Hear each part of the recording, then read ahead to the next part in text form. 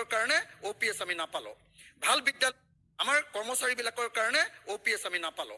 ভাল বিদ্যালয় নাপালো শিক্ষক নাপালো বেছিকে শিক্ষক নাপালো যিমান উপযুক্ত শিক্ষক লাগে আশা কৰ্মী দৰমহা 3000 পৰা 4000 হ'ল কিন্তু অতি কমেও আশা কৰ্মী দৰমহা 10000 কৰিব লাগে আশা সুপাৰভাইজাৰ দৰমহা 10500 টকা হ'ল এটো অতি কমেও 20000 কৰিব লাগে ৰান্ধনী দৰমহা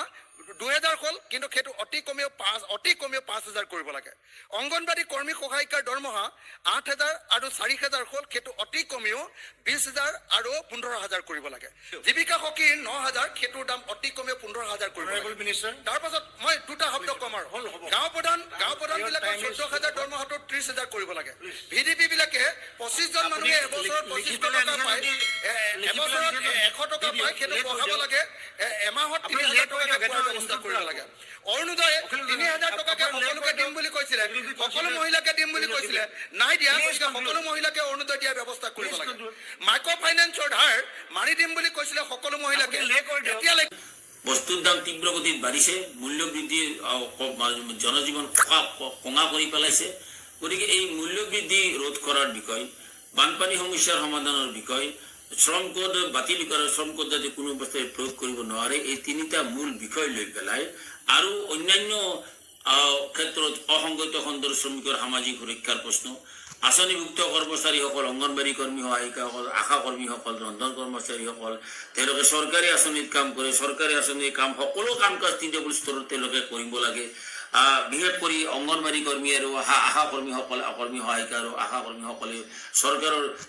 এফালে স্বাস্থ্য বিভাগৰ কাম আনফালে শিশু আৰু মহিলা কল্যাণৰ কামৰ ক্ষেত্ৰত তৃণমূল স্তৰত কাম কৰে কিন্তু তেওঁলোকক আজি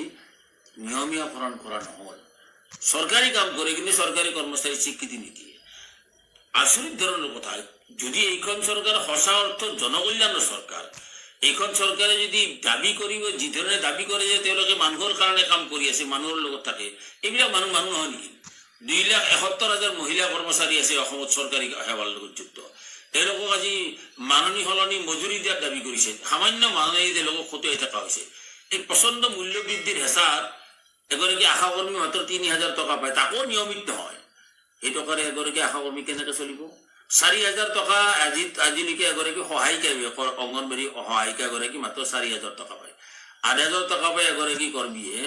কেনেকৈ চলিব এই দ্ৰব্য মূল্যৰ অৱস্থাত এতিয়া মিঠাতেলৰ লিটাৰ কিমান হৈছে মই আৰু এইবিলাক বৰ্ণনা দিবলৈ বস্তুৰ দাম তীব্ৰ গতিত বাঢ়িছে মূল্য বৃদ্ধি জনজীৱন কঙা কৰি পেলাইছে গতিকে এই মূল্য বৃদ্ধি ৰোধ কৰাৰ বিষয় বানপানী সমস্যাৰ সমাধানৰ বিষয় শ্ৰম কোড বাতিল কৰা শ্ৰম কোড যাতে কোনো অৱস্থাত প্ৰয়োগ কৰিব নোৱাৰে এই তিনিটা মূল বিষয় লৈ পেলাই আৰু অন্যান্য ক্ষেত্ৰত অসংগঠিত খণ্ডৰ শ্ৰমিকৰ সামাজিক সুৰক্ষাৰ প্ৰশ্ন আঁচনিভুক্ত কৰ্মচাৰীসকল অংগনবাড়ী কৰ্মী সহায়িকাসকল আশা কৰ্মীসকল ৰন্ধন কৰ্মচাৰীসকল তেওঁলোকে চৰকাৰী আঁচনিত কাম কৰে চৰকাৰী আঁচনিৰ কাম সকলো কাম কাজ তৃণমূল স্তৰত তেওঁলোকে কৰিব লাগে বিশেষ কৰি অংগনবাড়ী কৰ্মী আৰু আশা কৰ্মীসকল কৰ্মী সহায়িকা আৰু আশা কৰ্মীসকলে চৰকাৰৰ এফালে স্বাস্থ্য বিভাগৰ কাম আনফালে শিশু আৰু মহিলা কল্যাণৰ কামৰ ক্ষেত্ৰত তৃণমূল স্তৰত কাম কৰে কিন্তু তেওঁলোকক আজি